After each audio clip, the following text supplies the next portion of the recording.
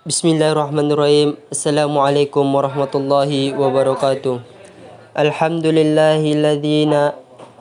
nahmaduhu wa nasta'inu wa nastaghfiruhu wa na'udzu billahi min sururi anfusina wa min sayyiati a'malina.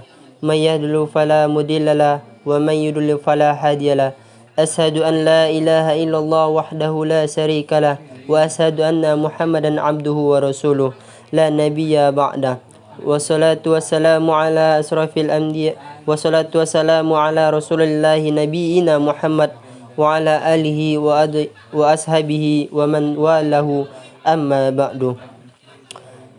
Pada pagi hari ini saya akan membahas tentang toharoh. Toharoh adalah bersuci dari hadas dan najis. Toharoh tidak sebatas membersihkan badan.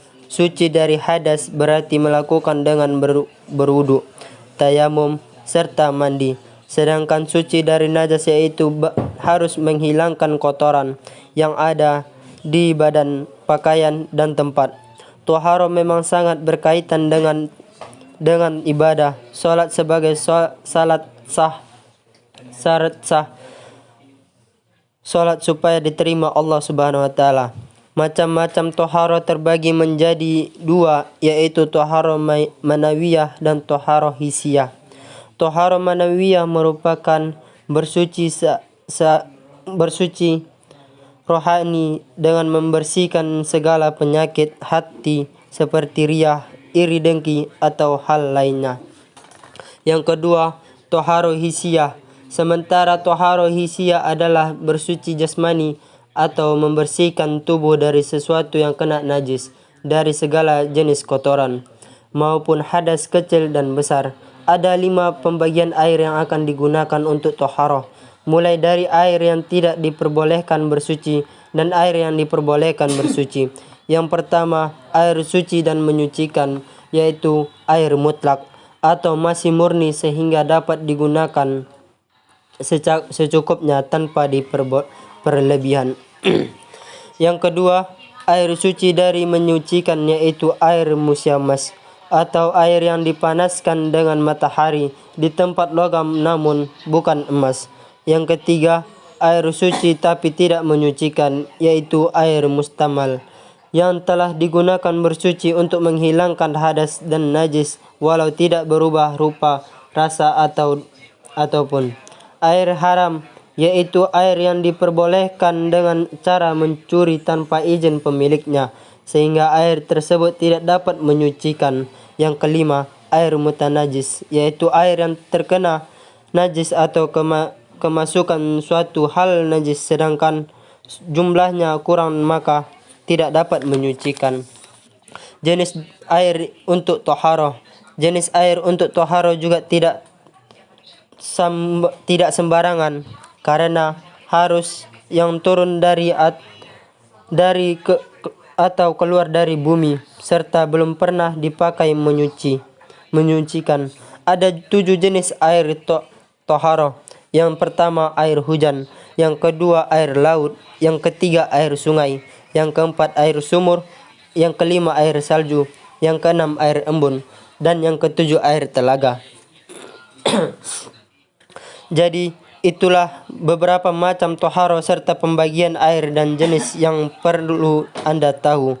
Bahkan Rasulullah SAW mengatakan kebersihan itu dengan keimanan seseorang, sebagaimana Rasulullah SAW bersabda, "Tahuru minal iman," yang artinya kesucian itu sebagian dari iman. Hadis riwayat Muslim. Hadis di atas sangat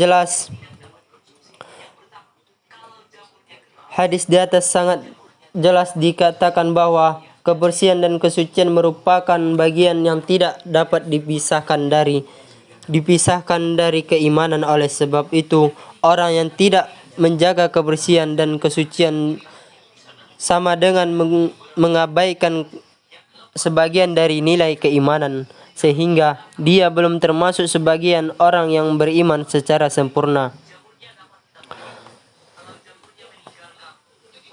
Ajaran kebersihan dalam Islam harus dijadikan pola hidup kita sehari-hari agar kita bisa hidup bersih sepanjang masa. Ajaran Islam memberikan perhatian yang sangat besar terhadap kebersihan. Allah Subhanahu wa taala telah menyariatkan kewajiban bersuci dari hadas kecil dan besar dalam salat, yaitu dengan menggunakan air yang Allah turunkan dalam keadaan suci.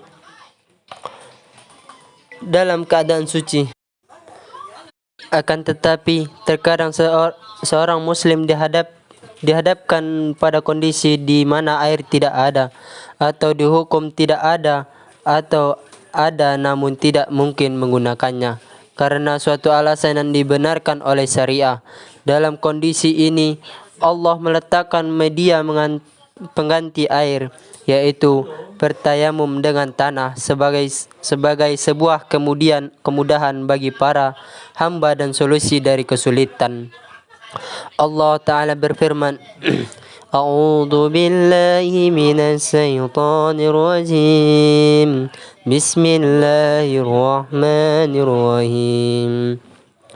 يا أيها الذين آمنوا إذا قمتم إلى صلاة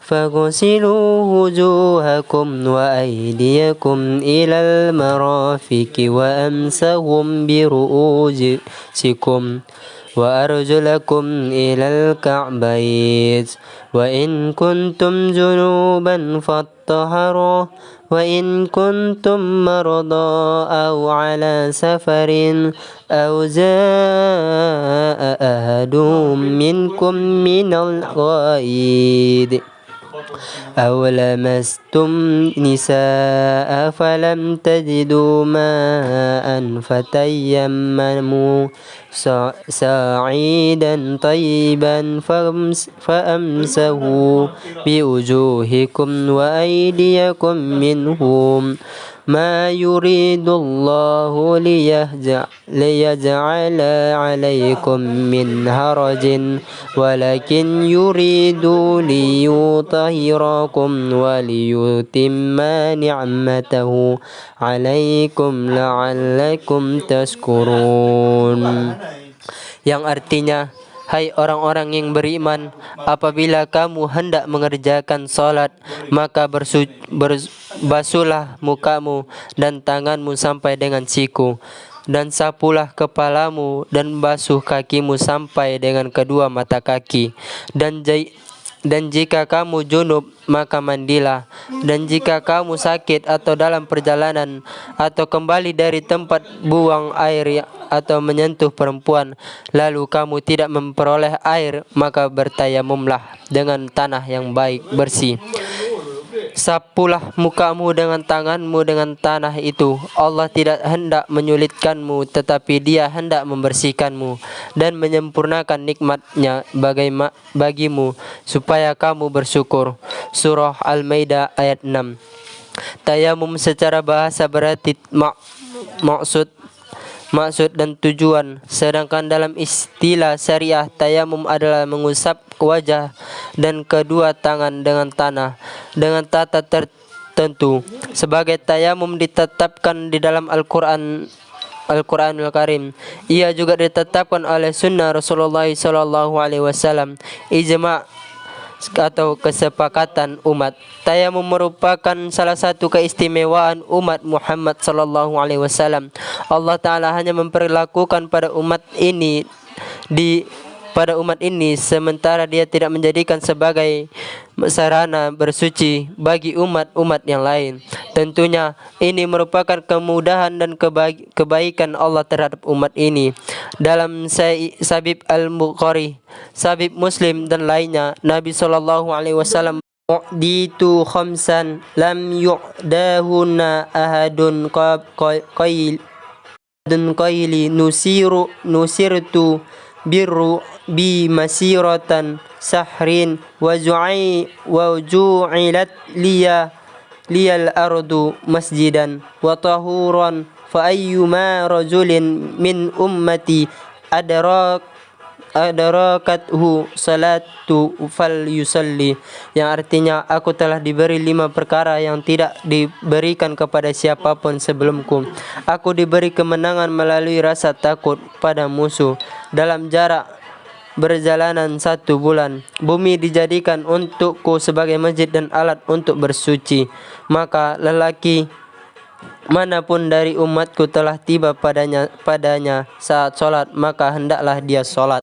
Tata cara tayamum, yaitu memukulkan kedua telapak tangan ke tanah dengan merenggangkan jari jemari, kemudian mengusap wajah dengan bagian dalam jari jemari, dan mengusap sebagai atas kedua telapak tangan dengan telapak tangan bagian dalam. Hendaknya melakukan usapan pada wajah dan kedua telapak tangan secara merata. Apabila menepuk tanah dilakukan 2 kali, yang pertama untuk mengusap wajah dan yang kedua untuk mengusap kedua tangan, maka tidak mengapa. Namun tata cara yang pertama adalah yang diriwayatkan dari Nabi SAW. Tayamum dari hadis kecil batal oleh hal-hal membatalkan wudu, sedangkan tayamum untuk hadas besar batal oleh hal-hal yang mewajibkan mandi, baik merupakan jinabat, ya haid maupun nifas, karena pengganti sesuatu berlaku padanya hukum dari apa yang digantikan. Tayamum juga batal dengan adanya air. Jika tayamum karena tidak ada air, juga batal dengan hilangnya ujhur atau alasan secara syariah, baik merupakan sakit maupun lainnya. Barang siapa tidak mendapatkan air dan debu, atau dia dalam kondisi di mana kulitnya tidak mungkin tersentuh oleh air dan debu, maka dia tetap salat sesuai dengan kondisinya tanpa wudu maupun tayamum, karena Allah tidak membebani seseorang kecuali sebatas kemampuannya, dan dia tidak perlu mengulang salatnya karena dia telah melaksanakan apa yang diperintahkan kepadanya. Hal ini berdasarkan firman Allah Ta'ala, "Fannaqullaha mastata'tum." Bertakwalah kamu kepada Allah menurut kesanggupanmu. At-Tahabun, surah At-Tahabun. Dan sabda Nabi SAW, "Idza amartukum bi amrin fatuminhu mastata'tum." Khair. Assalamualaikum warahmatullahi wabarakatuh.